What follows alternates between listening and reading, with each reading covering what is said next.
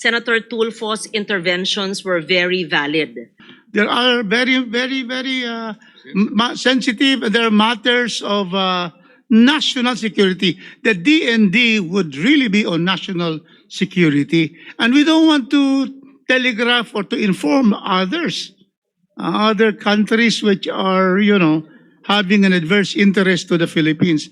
With that manifestation, that in the next budget hearing, we will have a national security, then it should be an executive session. We move to the Department of National Defense.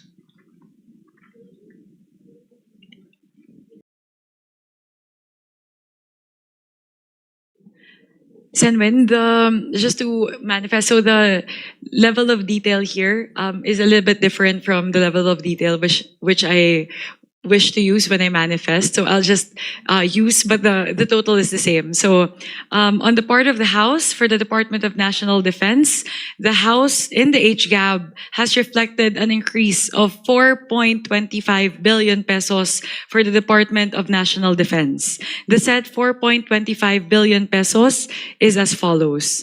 362 million for the upgrade of the power system of the government's power arsenal. 250 million pesos for the construction of a 2-story hospice at the Veterans Memorial Medical Center. An additional 278.4 million for the development of the forward operating base in Balabac, Palawan. 172.4 million pesos for the integrated missile, ammunition, and explosives logistics support system. An additional 733.3 million pesos for the PA Cyber Electromagnetic Activities or SEMA capability buildup. An additional 150 million pesos for the construction of living quarters, Building A, in Victoriano Luna Hospital compound in Quezon City. An additional 150 million pesos for the construction of a multi-purpose building, Building A, Camp General Emilio Aguinaldo, Quezon City. An additional 500 million pesos for the construction of the PMA Cyber Warfare Educational Excellence Center, or the CWEEC, at Fort Del Pilar, Baguio City, Phase 1. An additional 150 million pesos for the construction of the enlisted personal quarters at Camp General Emilio Aguinaldo, Quezon City. And an additional 1.5 billion pesos for the acquisition of the unmanned aerial system, vertical takeoff and landing. So in total, on the part of the House,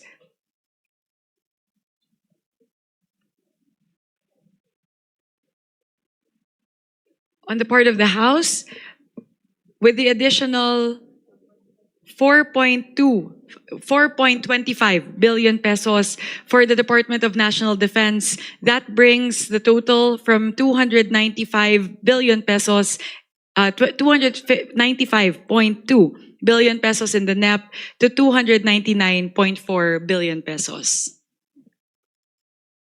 That's for the entire Department of National Defense. Yes, So, that is for the entire including department. the armed forces. Yes, that Okay. includes the Office of the Secretary, the Government Arsenal, Office of Civil Defense, Veterans Memorial Medical Center, and the Armed Forces of the Philippines, broken down into the Philippine Army, the Philippine Air Force, the Philippine Navy, and General Headquarters, AFP and AFP-wide Service Support Unit. So that's a total addition of, 4.25 billion pesos in the HGAB for the Department of National Defense. Thank you. Thank you for that. On the part of the Senate, the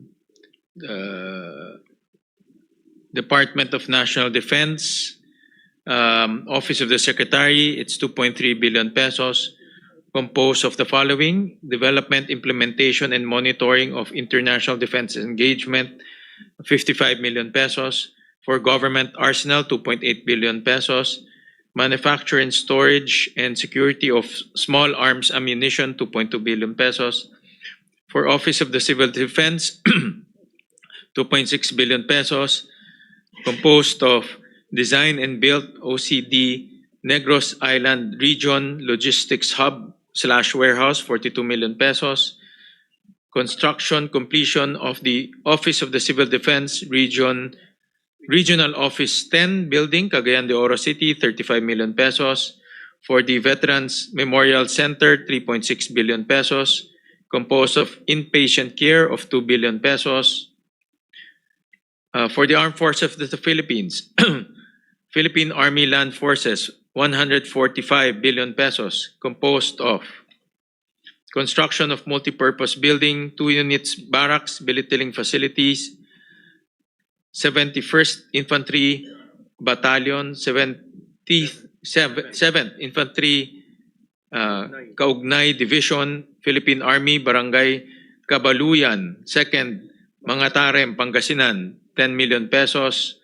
Construction of perimeter fence, 7th Infantry Kaugnay Division, Philippine Army, Camp Lieutenant Tito B. Abat, Barangay Caloocan, Manawag, Pangasinan, 20 million pesos. Construction of military physical training facility, covered court, H503 3rd Infantry Brigade, Barangay Kalanan, Tabuk City, Kalinga, 20 million pesos. Construction of 2-story female barracks, H503 Infantry Brigade, Kalanan, Tabuk City, Kalinga, 15 million pesos. Construction of military barracks, 204 Quirino Defense Center, 2RCDG, RCPA, San Marcos, Cabarugis, Quirino, Phase 2, 15 million pesos. Construction of multipurpose buildings, 7th Infantry Battalion, Nolcom, Bangag, Lalo, Cagayan, Phase 4, 15 million pesos. Construction, completion of 3-story military barracks building Type 6, Camp Severino Aquino, San Miguel, Tarlac City, Tarlac, 25 million pesos. Construction of military physical training facility gymnasium, 522 ECB Camp Aquino, Tarlac City, Tarlac, 98 million pesos.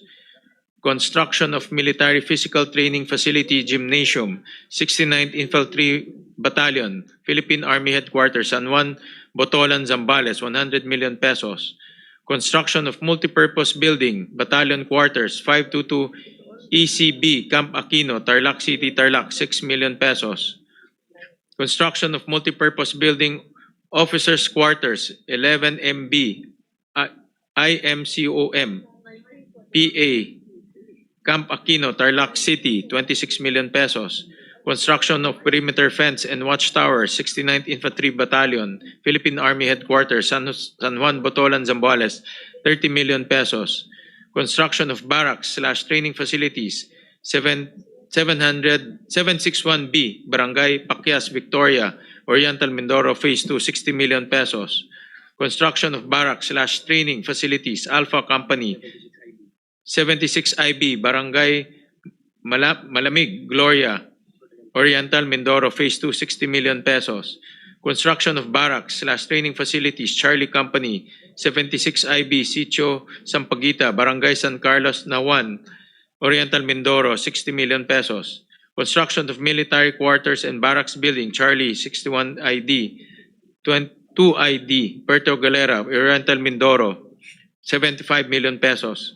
Construction of perimeter fence with solar light system, 203 Brigade, 4IB, Philippine Army, Barangay Cambunag, Bulalakaw, Oriental Mindoro, 45 million pesos. Construction of perimeter fence with solar light system, 203rd Brigade, Philippine Army, Barangay Pag-asa, Bansud, Oriental Mindoro, 50 million pesos. Construction of perimeter fence with solar light system, Alpha Company and Charlie Company, 4IB, Philippine Army, Sitio Hagines, Barangay Wasig, Malansay, Oriental Mindoro, 50 million pesos. Construction of military barracks, buildings / training facility, 3rd Civil Military Operations Battalion, 3rd Infantry Spearhead Division, Philippine Army, Camp Martin Haen, Barangay Nabitasan, Leganes, Iloilo, 60 million pesos. Construction of Brigade Commander Quarters, new BDE HQS Negros Oriental, 12 million pesos. Construction of Chief of Staff Quarters, new BDE HQS Negros Occidental, 5 million pesos. Construction of medical and dental dispensary with amenities, new BDE HQS Negros Occidental, 20 million pesos. Construction of Sergeant Major Quarters, new BDE HQS Negros Occidental, 5 million pesos. Construction of supply room for QMS items, new BDE HQS Negros Occidental, 10 million pesos. Construction of 3-story 303 BDE quarters with mess hall and roof deck, new BDE HQS Negros Occidental, 75 million pesos.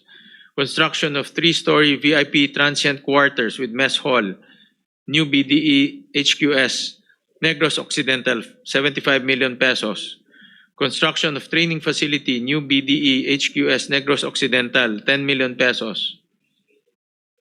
Construction of training facility, 303 Infantry Brigade, new BDE HQS Negros Occidental, 119 million pesos. Construction of military barracks, 47th Infantry Battalion Headquarters, Camp Raha, Sikatuna, Barangay Katipunan, Carmen, Bohol, 120 million pesos. Construction of military quarters building, 7th Forward Service Support Unit, Army Support Command, Philippine Army, Arelo, Boulevard, Cebu City, 30 million pesos. Construction of training facility, 702 Community Defense Center, Camp Bernido, including related facilities, Tagbilaran City, 100 million pesos. Construction of training facility, Visayas Army Training, TRADOC, PA, Camp Governor Lino Chato, including related facilities, Tubigon, Bohol, 100 million pesos. Construction of military quarters type 4, 102, IBDE, Igsoon, Santo Ipil, Zamboanga, Sibugay, 50 million pesos. Ready Reserve Infantry Battalion Mobilization and Training Center, 905 Regional Community Defense Group, RESCOM, Camp General Arturo Enrile, Malagutay, Zamboanga City, 10 million pesos. Access Road to Camp Evangelista, Barangay Patag, Cagayan de Oro, Misamis Oriental, 35 million pesos. Construction of officers and EP barracks, building, OG2 compound, H4ID, Camp Evangelista, Barangay Patag, Cagayan de Oro, Misamis Oriental, 40 million pesos. Construction of perimeter fence, 2nd Mechanized Infantry Brigade, Armor Division, Philippine Army, Barangay Maria Cristina, Iligan City, Lanao del Norte, 50 million pesos. Construction of perimeter fence, Mindanao Army Training Group, TRADOC, PA, Kabadritan, Military Reservation, Barangay Malinaw, Kalilangan, Bukidnon, 40 million pesos. Construction of 4 units, 10-door military barracks building, HQS 10ID, Camp General Manuel Yan, Barangay Tuboran, Mawab, Davao de Oro, 101 million pesos. 60 capacity military barracks quarters, Type 1, Kapatagan Training Facility, HQS 10 DTS, Barangay Kapatagan, Digos City, Davao del Sur, 21.5 million pesos.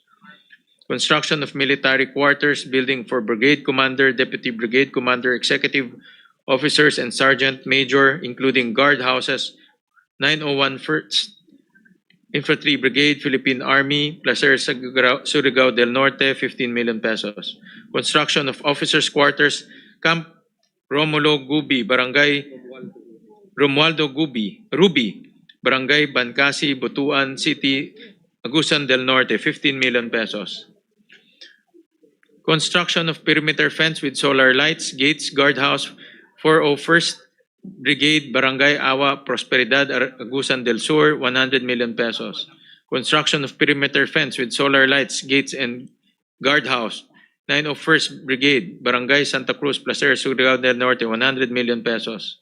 Construction of perimeter fence with solar lights, gates, and guardhouses, Mount Mayapay, Military Reservation, Butuan City, Agusan del Norte, 80 million pesos. Construction of perimeter fence for 1st Infantry Unite and Fight Brigade, 4th Infantry Diamond Division, Camp Datu, Lipos, Macapandong, Barangay Awa, Prosperidad, Agusan del Sur, 100 million pesos. Construction of perimeter fence, 901st Infantry Brigade, Philippine Army, Placer, Surigao del Norte, 40 million pesos. Construction of perimeter fence, Camp Romaldo, Ruby, Barangay Bancasi, Butuan City, Agusan del Norte, 60 million pesos. Construction of Sergeant Major Quarters, Camp Romaldo, Ruby, Barangay Bancasi, Butuan, Agusan del Norte, 3 million pesos. Enhancement of firing range, Camp Romaldo, Ruby, Barangay Bancasi, Butuan, Agusan del Norte, 10 million pesos. Construction of Unconventional Warfare Training Center, Special Operations Command in Fort Magsaysay, 3 million pesos. For the Philippine Air Force, 60.3 billion pesos. 60.6 billion pesos, composed of development of forward operating base at Balabac, Palawan, 1.1 billion pesos. Construction of 2-story military barracks type A, CNIA, Lalo, Cagayan, Phase 2, 10 million pesos.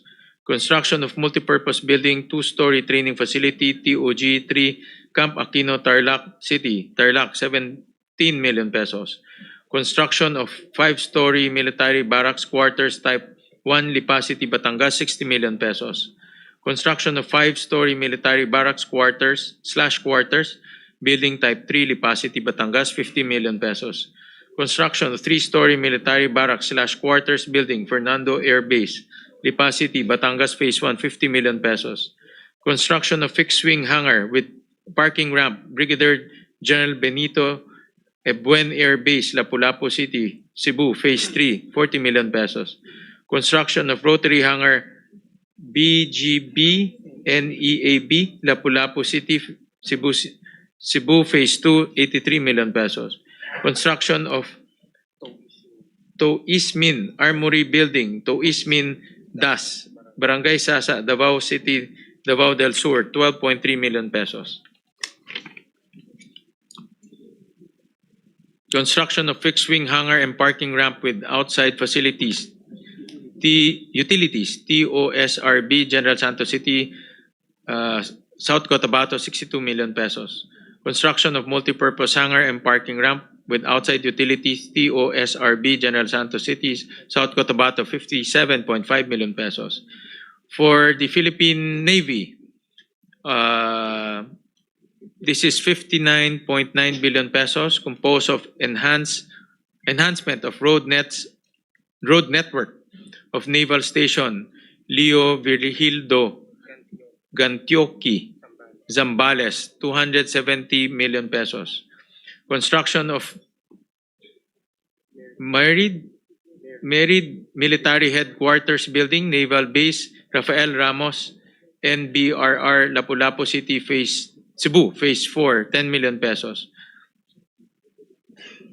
Ba't kulang itong isa? Cebu City. Yan. Construction of missile storage facility, Naval Base Real Ramos, Lapu-Lapu City, Cebu, Phase 2, 30 million pesos. Construction of ammo dump camp Cape Corredor, Burgos, Ilocos Norte, 30 million pesos. Construction of personal barracks with armory, Campe, Bohedor, Burgos, Ilocos Norte, 40 million pesos. Construction of public hygiene facilities, Naval Forces, Southern Luzon, Legazpi, Albay. Ano ito? 300,000? 300,000.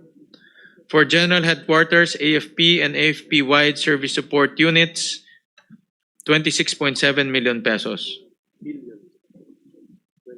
26.7 billion pesos. Composed of completion of Officers' Quarters and EP Barracks, Military Intelligence Group 3, ISAP, Camp Serviliano, Aquino, San Miguel, Tarlac City, 20 million pesos.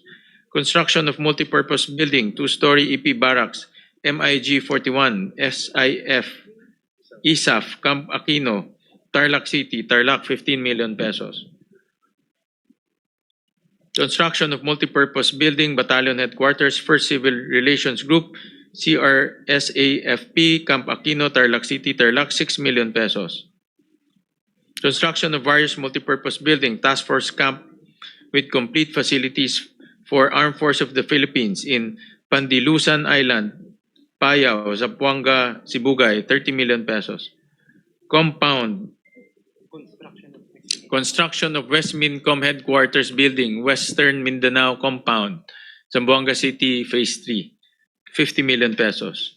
Joint Force Support Command, 7.5 billion pesos. Presidential Security and Protection, PSG Command, 2.2 billion pesos. Joint Force Support Units, 1.3 billion pesos. Mr. Chair, Yes. kanina ko po tinitingnan pabalik-balik ako din sa pahina ng National Defense. Wala po ako makita rito na spare parts man lang or equipment, logistics. Puro infrastructure po ito, vertical, horizontal, pero none at all. Na, di po ba nila kailangan ng mga pyesa sa sakyan nila sa barko, helicopter, fighter jet? Marami po tayong mga equipment or bumili man lang ng eroplano or yung ating mga, kailangan po siguro ng mga spare parts nito mga patrol craft natin, helicopter natin. Baka mamaya sir, alambre na lang tinatali doon sa mga yon. So, kailangan ho natin siguro. Ano hong paliwanag nila dito? Bakit wala pong spare parts? Wala pong logistics, Mr. Chair? Ito pong nabanggit ko po, ito po yung tinatawag na TICAS projects na dati po nasa DPWH. Tapos ho nagkaroon ho tayo ng hearing, rinecommend po ng committee and also from the agency na ilipat nilang po itong mga infrastructure projects na lahat po nasa kampo sa AFP at sila na po ang gagawa. In regards to sa mga spare parts, yan po ay nakasama po sa kanilang MOE. No? So yung mga iba't ibang ahensya at iba't ibang armed forces components, meron ho sila sariling mga MOE po. About new equipment, Mr. Chair, right now, we have problems at the West Philippine Sea. Maski mga patrol craft lang sana, kulang na kulang po tayo, particularly with the Air Force and of course the Navy siguro. Yan naman po nakapasok sa kanilang capital outlay. So meron ho silang mga budget for capital outlay na pwede ho nilang magamit. But it's not specified here, Mr. Chair. I was looking over these pages and I can't seem to find it, Mr. Chair. Doon po ay naka-built in na po sa kanilang original budget. So yun naman po ay kineri po ng Senate. All right, thank you. Thank you, Senator Tulfo, for what you mentioned, because we have similar observations that the amendments which we carried, which is actually what they asked for, are mostly infrastructure, but nothing that really strengthens our military capability. But I also take note that in the NEP, that's where they placed it. But I noticed, yes, it's mostly infrastructure development. Also take note that if we compute everything put together, including the NEP, the HGAB, if ever they did any amendment, and the Senate amendments, this only comprises 1% of GDP. And ideally, at least according to what they said during the hearing, we must invest minimum of 2% of GDP for our military. And that includes both air assets, our ground assets, and of course, being an archipelago, we must be prepared. And it does not even include the Coast Guard, which is, of course, civilian in nature. So we are underfunding our capability for our military strength. We need to invest more, perhaps in the NEP of 2027, but that's something I would not like to mention since we're live streamed, and we would not like to say to the world that we are militarily incapable. But okay, but it's obvious that we are underfunding it. Yes, but I appreciate your comment that yes, if you notice, puro puro vertical development. Kasi no? since we're live streamed, Senator Lauren, people are asking or wondering, they're waiting na may mabasa rito sana na purchase or logistics or Mga equipment. barko sa West O Philippine puro Sea. construction. That's true. You're That's actually what they're correct. asking here, itong mga netizens po natin. Yes. But actually, if you look at the NEP, the chair is correct in saying that's where they put it. But malaki po ang kakulangan kasi pag sama-samahin mo yan, 1% of GDP lang yan. So malaking kakulangan. Yes. Mr. Chair. Yes, Senator Amy. Yes, Mr. Chair. You very patiently read out the exact locations of all this new infrastructure and some repair and rehab. However, the shift in our military operations from internal subversion to external threat is not manifested in any way in the infrastructure expenditure. I'm a little bit perplexed by that. The only visible change appears to be in the AFP modernization program, where the House as well as the Senate very generously almost doubled their expenditure. But it also behooves me to observe that there is no shift in the infrastructure expense that should reflect the shift towards external aggression, defense against invasionary and other forces from overseas, as opposed to the usual domestic insurgency that has plagued us for many, many decades. Yun lang. Bakit ganon? Kasi parati natin pinag-uusapan, hindi na NPA, hindi na Muslim secession, hindi na kung ano-anong domestic ang problema natin na ngayon, kundi ang challenges sa ating tinatawag na territory, sovereignty, ECC at iba pa. Kaya nagtataka ako, ito naman puro sa mga infrastructure at mga building at gastos sa panloob. Bakit ganun? Bakit hindi nagpalit ang ating strategy? Parati natin pinag-uusapan. Yun lang po. Ganun din ang kinatatakutan ko sa kabila ng pagnanais natin na doblehin halos from 35 billion. Ginawa natin 40, tas ginawa pang 60. Baka naman yung bibilhin pa rin, small arms pa rin, na talagang kasi ito nakikita ko, manufacture, storage, and security of small arms, paano yung mga kinakailangan natin sa dagat, sa karagatan, at eto nga, sa Air Force, na wala naman tayo nakikita. Yun lang ang kinatatakutan natin. Maraming salamat, Senator Amy at Senator Tulfo sa mga tanong. Meron din ho tayong AFP modernization program na 90 billion pesos, both program and unprogram appropriations. At typically ho, itong mga components ng AFP modernization ay pinag-uusapan po sa executive session because of national security issues. But rest assured na meron tayong pondo for the modernization. And tama ho si Senator Lauren na talagang kailangan po ay patuloy ang pagtaas po ng budget ng ating armed forces. In fact, with the AFP modernization, aabot po tayo to 1.25% of GDP. Alam ko medyo malayo pa yan sa 2% na recommended ng NATO. Pero at least ho, tumataas ho tayo dahan-dahan. Hopefully by in the next 3 years, umabot ho tayo ng 1.5 para po talagang mabili ho natin at masuportahan ho natin ang ating armed forces ng mga kagamitan na kakailanganin ho nila. Tama si Senator Amy na nagsishift po to external defense. No? At kailangan natin ng suportahan siya doon. Pero lahat ng pinapatayo, wala naman sa western sector, wala rin sa eastern, at konting-konti, isa lang yata o dalawa na banggit sa Taiwan Straits. Kaya nagtataka ako, bakit dito pa sa ating budget, you put your money where your mouth is, and we're not doing that. Isa pa, dito sa AFP modernization, sa haba ng panahon na hindi natin napopondohan ng tama, may natitira pa sa Horizon 1, may natitira pa sa Horizon 2, dapat natapos na yung Horizon 3, baka hindi na siya modern pag natapos yung modernization. The nature of war has changed significantly over the past few months, years, with the drone technology taking over almost all manned efforts. So I'm wondering if we're anywhere near that sort of technology. Yun lang po.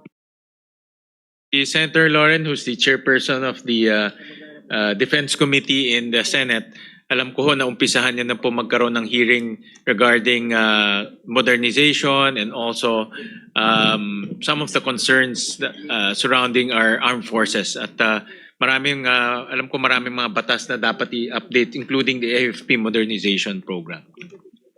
Yes, Mr. Chair. And take note regarding investment in military, ang Vietnam noong 2018 ay 1.8% na ang kanilang of GDP ang kanilang investment. Tayo 2025 ay 1%. So mababa talaga. We could probably take this up after in the standing committee and compare it to our ASEAN neighbors. Thank you. All right. Any motion? A comment, just a quick question lang po, Senwin. So, I'm seeing here, just wanted to clarify, kasi from my understanding po, 3.16 billion, which is equivalent to 74 items, these are actually not new items in the budget. Rather, these were transferred from DPWH, TCAS, to the DND. So I just wanted to get clarification on that po. So hindi po talaga siya new increase in the budget, but rather linipat lang po natin yung 74 items sa ilalim po ng TCAS mula po sa DPWH papunta po sa DND. Tama po ba? Is that correct po? Tama ho. Galing ho yan sa DPWH, yung pondo, at we also found out during the hearing na maraming mga projects na uncoordinated with the DND. Yung iba hindi pa nga natatapos. So, doon sa hearing lumabas na mas maganda ang DND na rin magpagawa, no? Dahil alam nila yung kailangan nila, na monitor nila, at marami dito sa loob ng kampo. So that's why tinransfer po yung pondo from DPWH to DND. Opo, yun na po. I just wanted to make sure. Kasi po I looked at TCAS in the DPWH budget and I was seeing the exact same items here being read out. I just wanted to make sure that these were transferred and these were not duplicated in the budgets of DPWH and DND. So with that po, we just wanted to highlight. So with the 4.25 billion pesos increase introduced by the House of Representatives and the additional 3.29 billion pesos increase introduced by the Senate, the total increase for the Department of National Defense is at 7.54 billion pesos po. Madam Chair? May I say something?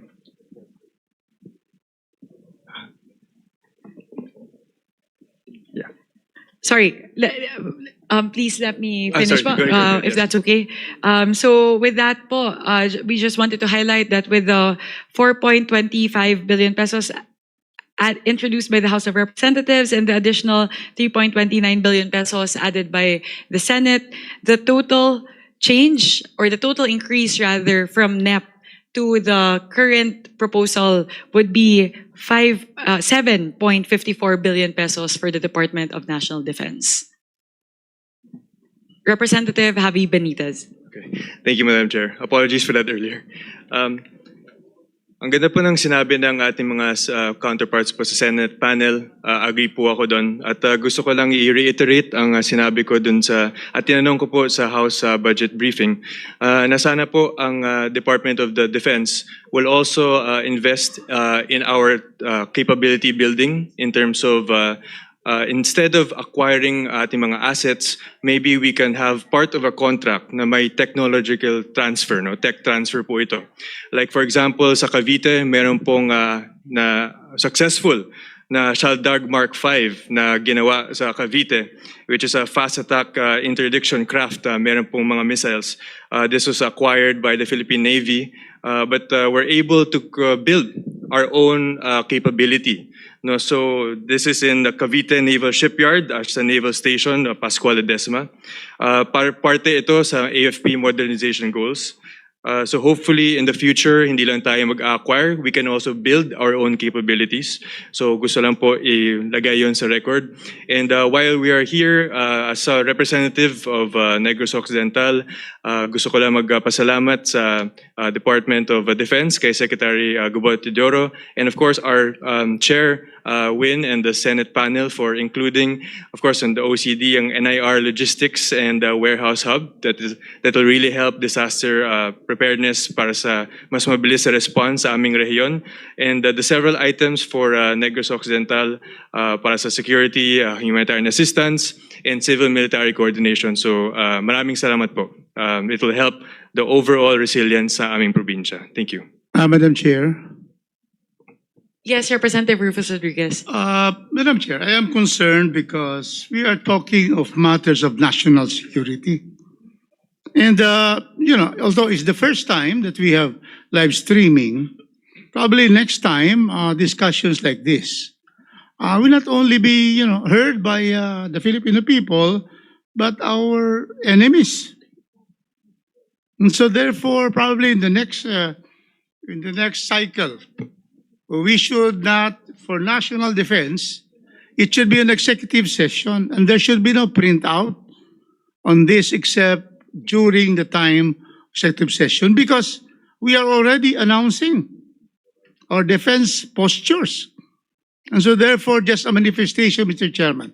Now, first time, we wanted to be transparent, fine. So then, but the discussions in the present, in our panel, both panels now, there are very, very, very sensitive, and there are matters of national security. The DND would really be on national security. And we don't want to telegraph or to inform others, other countries which are, having an adverse interest to the Philippines.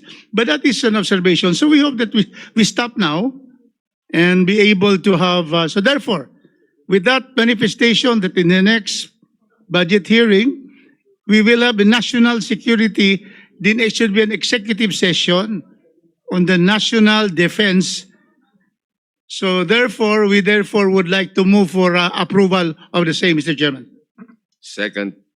Mr. Chair, Yes. I beg to disagree because in their speeches, even the AFP, Philippine Coast Guard, the Department of Defense, they do mention about our equipment purchasing. We have to buy equipment, and it's a given fact.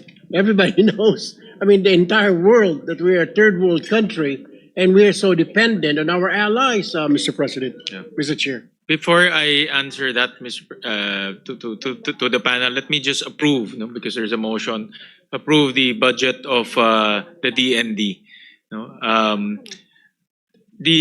Actually, the projects mentioned earlier are all improvements of barracks, improvements of minor facilities inside the camps. But I do agree with Congressman Rufus that sensitive matters such as what equipment we will be purchasing, how we'll be modernizing, I think those should be discussed during executive session. That's why, and I do agree with Congressman Rufus that we have to be mindful and sensitive to the AFP because of the national security implications. But as far as we can be transparent, as far as we can divulge the amendments related to DND, then we will do so. Mr. Chair, my point was, I was just asking earlier, like, how come we don't have, of course, we need to buy spare parts. I didn't ask, like, are we buying submarines? Are we buying aircraft carrier? Are we buying cruise missiles? No, Mr. Chair, all I was referring to, how come we don't have, it's not specified here for logistics, ammunitions or spare parts of our aircraft and ships. That's all I did ask, Mr. Chair. I mean, I did not ask if we're going to buy cruise missiles, long-range missiles, or attack helicopters or jets. Rather, I just pointed out, and I was asking, where are funds for spare parts, Mr. Chair?